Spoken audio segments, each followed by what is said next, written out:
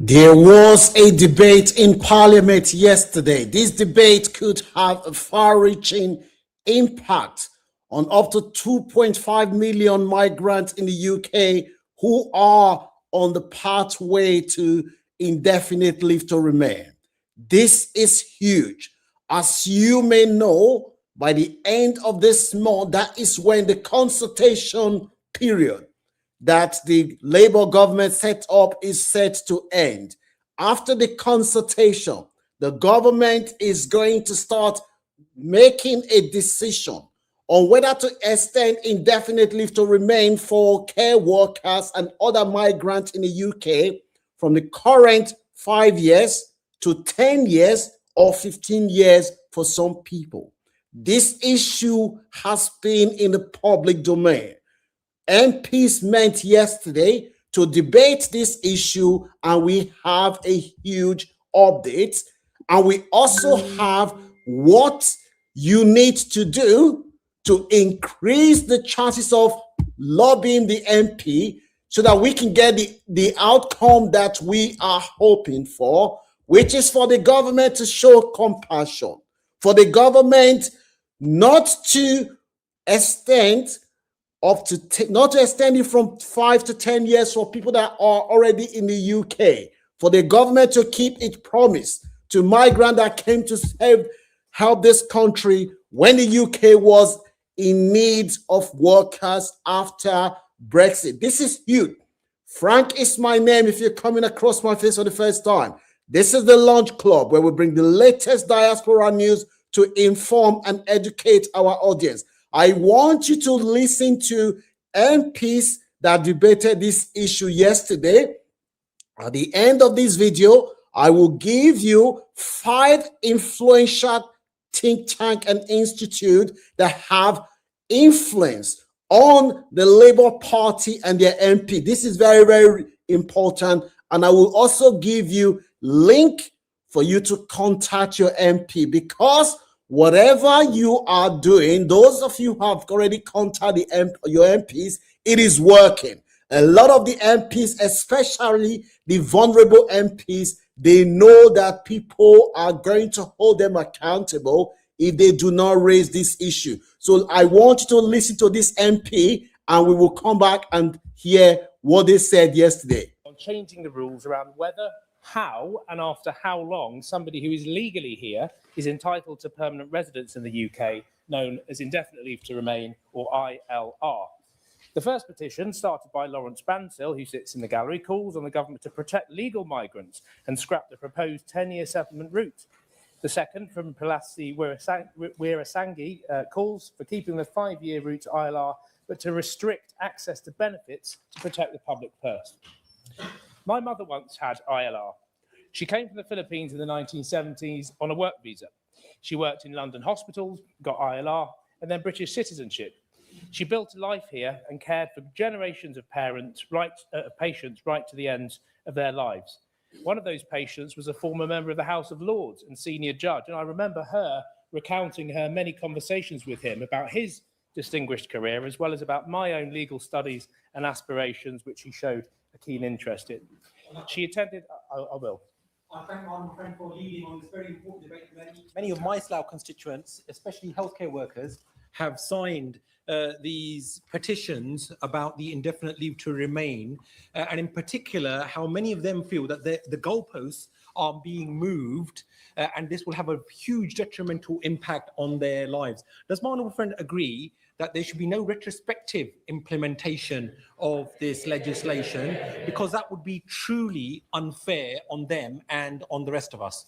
I thank my honourable friend for the intervention. I do agree with him. That's exactly the analogy that I was going to use in due course. But as I said, so in relation to this example I was just recounting, that my mother attended this guy's funeral, which she did for many, many patients. And it shows really that this isn't just work, it's a real service to the public. And really in times of, critical times in people's lives when they're very, very vulnerable, that is an example of a profession which is extremely important. It's hard work, but it's vital work. But the sector has been plagued by labour shortages for many, many years. And after Brexit shut off the recruitment pipeline from the EU for social care workers, and with a pre-existing recruitment crisis in that sector, a large vacancy problem had emerged by 2021, which led to the Home Office putting social care on the shortage occupation list. And those who came, I will in a second, those who came here to move to work, moved their entire lives here, brought their families here as they were entitled to do. And they did so when the rules said that after 5 years, they could apply for settlement in the UK. That was the deal. I'll take. I'm grateful to the Honourable because we make a compelling case here.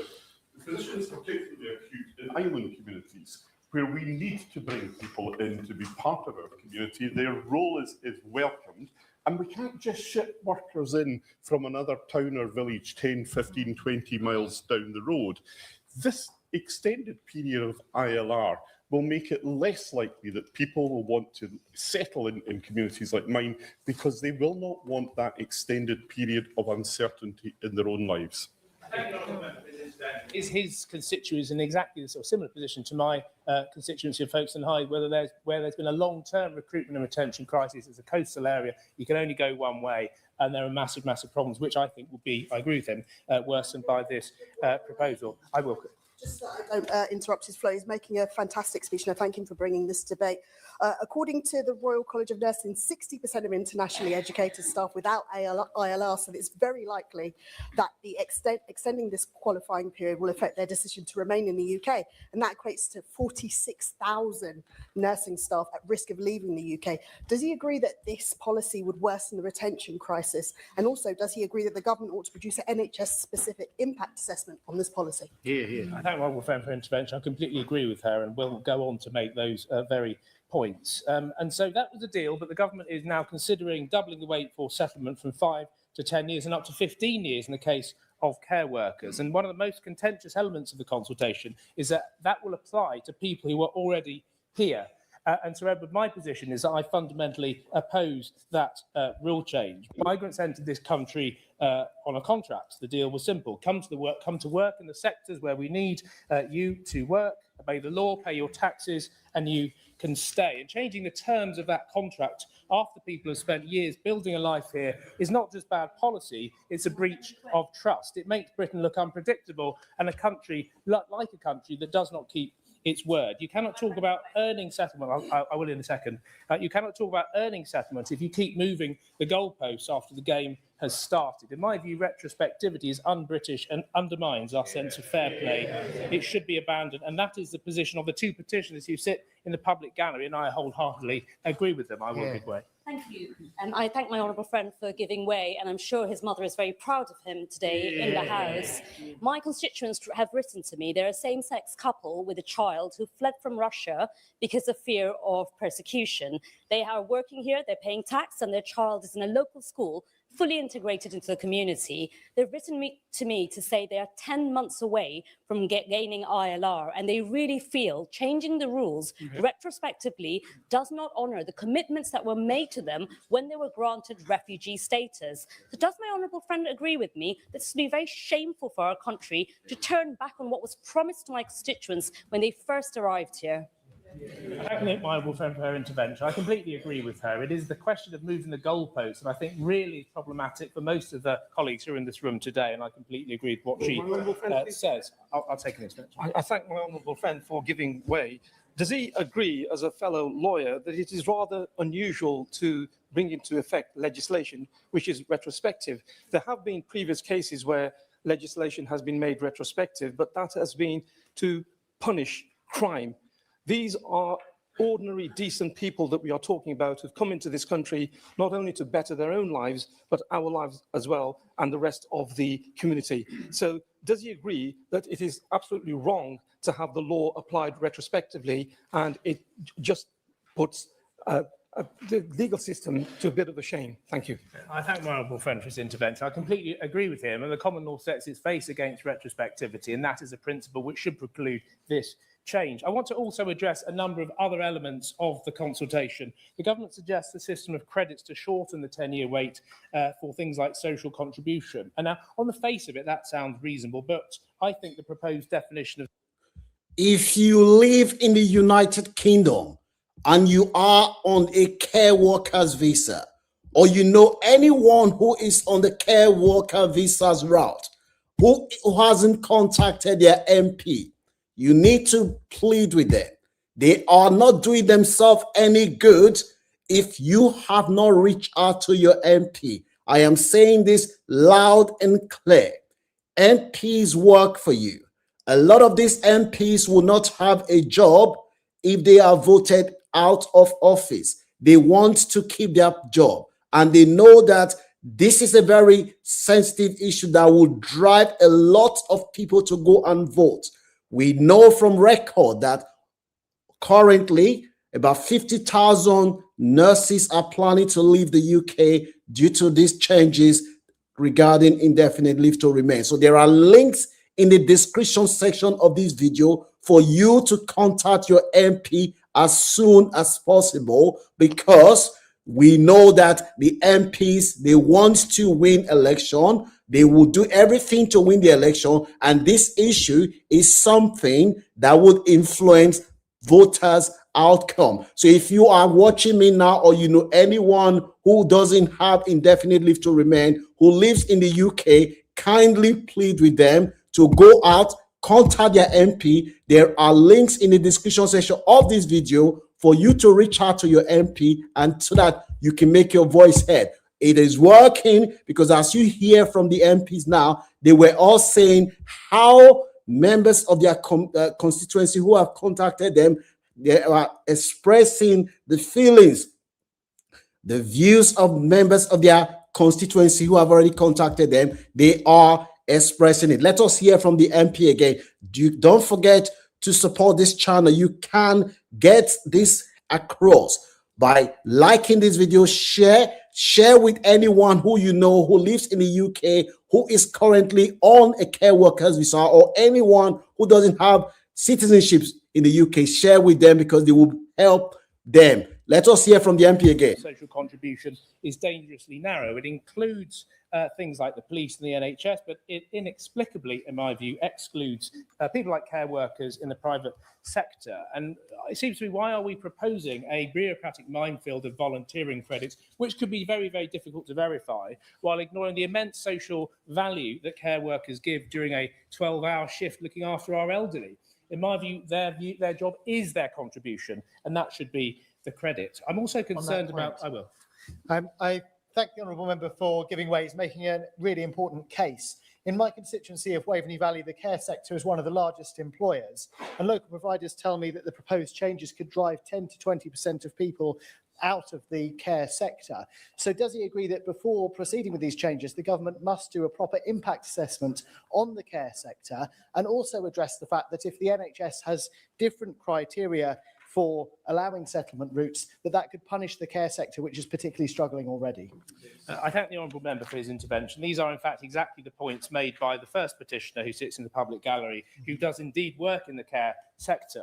I'm also concerned about the proposal to place lower earners, including most care workers, on the 15-year route to settle. So these are the 5 institutes that you must contact if you want to influence your MP. Number 1, Labour Together. Number 2, Institute of Public Policy Research. Number 3, Tony Blair Institute for Global Change. Number 4, Resolution Foundation.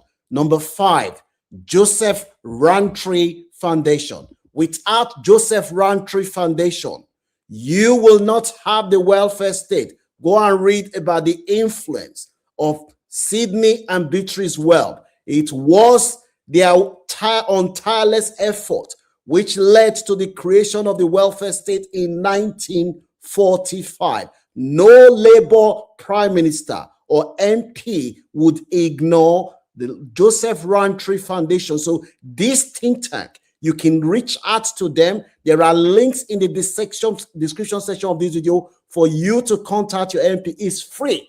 It takes less than a second for you to contact your MP, and they will respond, because they are there to work for you. They know if they are not seem to be working for you, you will vote them out. And the last thing we want to say is that if you live in the United Kingdom, I have been saying this tirelessly, encouraging people from our community, you must register to vote. It is free.